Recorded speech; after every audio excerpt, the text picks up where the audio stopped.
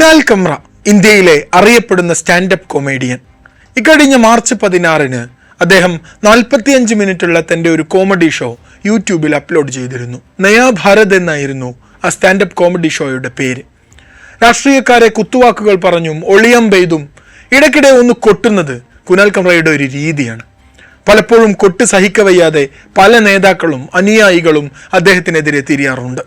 അത്തരത്തിലുള്ള പല രാഷ്ട്രീയ പരാമർശങ്ങളും നയാഭാരത് എന്ന തൻ്റെ പുതിയ ഷോയിലുമുണ്ട്.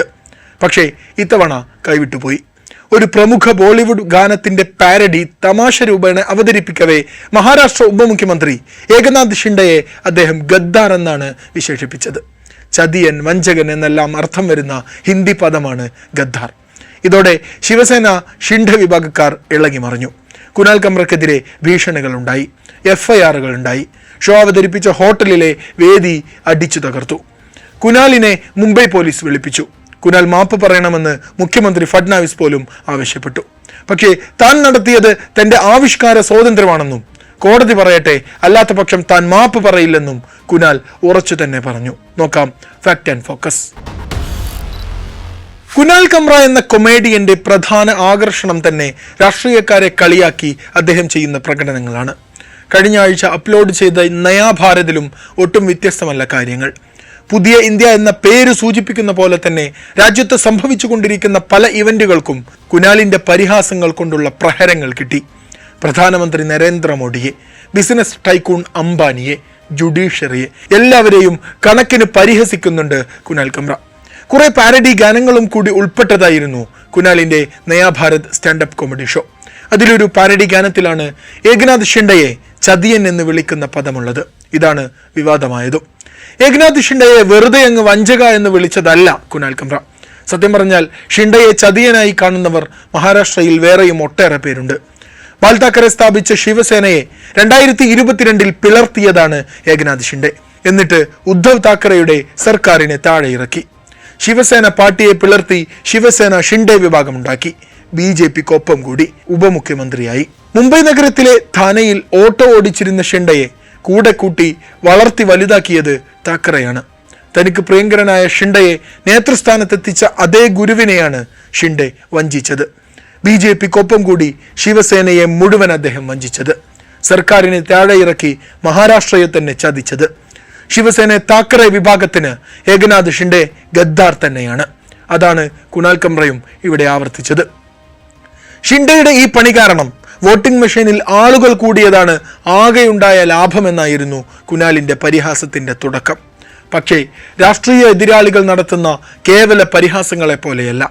മില്യൺ കണക്കിന് ഫോളോവേഴ്സുള്ള കുനാലിന്റെ പരിഹാസം ഷിൻഡെ വിഭാഗത്തെ നന്നായി പ്രകോപിപ്പിച്ചു.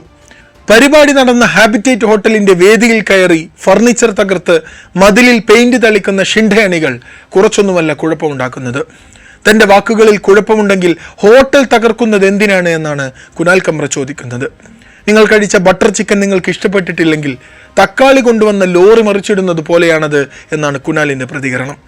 ഒന്നാം ഉപമുഖ്യമന്ത്രിയായിരുന്ന അജിത് പവാർ രണ്ടാം ഉപമുഖ്യമന്ത്രിയായിരുന്ന ഏകനാഥ് ഷിൻഡെക്കെതിരെ പറഞ്ഞ അതേ കാര്യമാണ് താനും പറഞ്ഞിട്ടുള്ളത്. അതുകൊണ്ട് താൻ മാപ്പ് പറയില്ല എന്നും കുനാൽ വ്യക്തമാക്കുന്നു. തനിക്കെതിരെ വരുന്ന മാധ്യമങ്ങളോട് ഇന്ത്യയിലെ മാധ്യമ സ്വാതന്ത്ര്യം ഇപ്പോൾ 159 സ്ഥാനത്താണെന്ന് ഓർക്കണമെന്നായിരുന്നു കുനാലിന്റെ മറുപടി.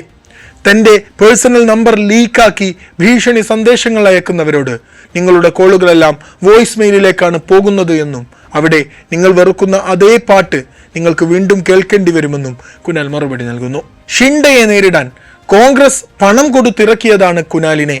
48 മണിക്കൂറിനുള്ളിൽ മാപ്പ് പറഞ്ഞില്ലെങ്കിൽ മുംബൈയിലൂടെ ഇറങ്ങി നടക്കാൻ സമ്മതിക്കില്ല, ഇങ്ങനെ തുടങ്ങി അനേകം ഭീഷണികൾ നേരിടുമ്പോഴും ആവിഷ്കാര സ്വാതന്ത്ര്യമെന്നാൽ അധികാരത്തിലിരിക്കുന്നവരെയും സമ്പന്നരെയും പുകഴ്ത്താൻ വേണ്ടി മാത്രമുള്ളതല്ല എന്ന പലപ്പോഴും രാജ്യത്തെ മാധ്യമങ്ങൾ മറന്നുപോകുന്ന അടിസ്ഥാന പാഠമാണ് കുനാൽ പറഞ്ഞു വെക്കുന്നത്. അതുകൊണ്ട് തന്നെ ഇതാണ് മാധ്യമ പ്രവർത്തനം എന്ന് വിശേഷിപ്പിച്ച് കുനാലിനെ പിന്തുണച്ച് ഒട്ടേറെ പേർ പണമയച്ചു പോലും അദ്ദേഹത്തിന് പിന്തുണ അറിയിക്കുന്നുണ്ട്. മുമ്പ് അർണാബ് ഗോസ്വാമിയോട് ഒരു വിമാനത്തിനകത്ത് വെച്ച് നിരന്തരം ചോദ്യങ്ങൾ ചോദിച്ച ശേഷം ഒരാളെ ചോദിച്ചു ബുദ്ധിമുട്ടിച്ചാൽ എങ്ങനെയുണ്ടാകുമെന്ന് ഇപ്പോൾ മനസ്സിലാകുന്നുണ്ടോ എന്ന് നേരിട്ട് ചോദിച്ചയാളാണ് കുനാൽ കമ്ര. അതിന്റെ പേരിൽ നിരവധി എയർലൈനുകളിൽ അദ്ദേഹത്തിന് യാത്രാ നിരോധനങ്ങളുണ്ട്. എന്നിട്ടും അദ്ദേഹം മാപ്പ് പറഞ്ഞിട്ടില്ല. സുപ്രീം കോടതിയെയും ചീഫ് ജസ്റ്റിസിനെയും വരെ സുപ്രീം കോമഡി എന്ന് കളിയാക്കിയിട്ടുണ്ട് അദ്ദേഹം. കോടതിയലക്ഷ്യ കേസ് വന്നിട്ടും കുനാൽ കമ്ര പിൻവാങ്ങിയിട്ടില്ല. തന്റെ ബോധ്യങ്ങളെ പ്രത്യാഘാതങ്ങൾ നോക്കാതെ തുറന്നു പറയാൻ സമൂഹം അംഗീകരിക്കുന്ന ഒരു കലാകാരൻ തയ്യാറാകുന്നുവെന്നതാണ് കുനാൽ കമ്ര നൽകുന്ന പ്രതീക്ഷയും. സ്റ്റാൻഡപ്പ് കോമഡി പോലുള്ള വേദികളിൽ യുവാക്കളാണ് കൂടുതലും പ്രേക്ഷകരായി ഉണ്ടാവുക. ഇത്തരം രാഷ്ട്രീയ വിമർശനങ്ങൾ നിറഞ്ഞ കയ്യടിയോടെ യുവാക്കൾ സ്വീകരിക്കുന്നുവെന്നതാണ് പലരെയും ചൊടിപ്പിച്ചുകൊണ്ടിരിക്കുന്നത്. 2026 ബൃഹൻമുംബൈ മുനിസിപ്പൽ കോർപ്പറേഷൻ തെരഞ്ഞെടുപ്പ് നടക്കാനുള്ള സാധ്യതകളുണ്ട്. ശിവസേനയുടെ ഷിൻഡെ വിഭാഗത്തിനും ഉദ്ധവ് വിഭാഗത്തിനും ഒരു പ്രധാന പോർമുഖമാകും ഈ തെരഞ്ഞെടുപ്പ്. ബൃഹൻമുംബൈ മുനിസിപ്പൽ കോർപ്പറേഷൻ ഭരിക്കുന്നവർക്ക് മഹാരാഷ്ട്രയിൽ ലഭിക്കുന്ന മുൻതൂക്കം ഇരുകൂട്ടർക്കും നന്നായി അറിയാം. ഈ സമയത്ത് BJP ശിവസേന സഖ്യത്തിനെതിരെ വരുന്ന നീക്കങ്ങളെല്ലാം അവരെ രാഷ്ട്രീയമായി ദുർബലപ്പെടുത്തും. കുനാൽ കമ്രയുടെ തമാശകൾ അതിൽ പ്രധാന പങ്ക് വഹിക്കും. കുനാൽ പറഞ്ഞ വാക്കുകൾ പോലെ തന്നെ പറഞ്ഞ സമയവും ശിവസേനക്ക് പ്രശ്നമാണ്. ഈ പുകിലുകൾക്കെല്ലാം തന്റെ സ്വതസിദ്ധമായ കോമഡികളിലൂടെ മറുപടി പറയുന്ന കുനാൽ കമ്രക്ക് പക്ഷേ സമൂഹ മാധ്യമങ്ങളിൽ വലിയ പിന്തുണ കിട്ടുന്നുണ്ട്. വീണ്ടും വീണ്ടും നയാഭാരത് വീഡിയോ പുറത്തുവിട്ട് അതിൽ പുതിയ പ്രശ്നങ്ങളുടെ ദൃശ്യങ്ങൾ കൂടി ഉൾപ്പെടുത്തി മിക്സ് ചെയ്ത് പുറത്തുവിടുന്ന കുനാൽ പക്ഷേ ഈ വിവാദം ആസ്വദിക്കുകയാണ്. അധികാരത്തിൽ ഇരിക്കുന്നവരെ ചോദ്യം ചെയ്യാൻ ഇപ്പോഴും രാജ്യത്ത് ആളുകൾ, പ്രത്യേകിച്ച് യുവാക്കൾ അവശേഷിക്കുന്നുവെന്ന പ്രതീകമാണ്, പ്രതീക്ഷയുടെ പ്രതീകമാണ് കുനാൽ കമ്ര.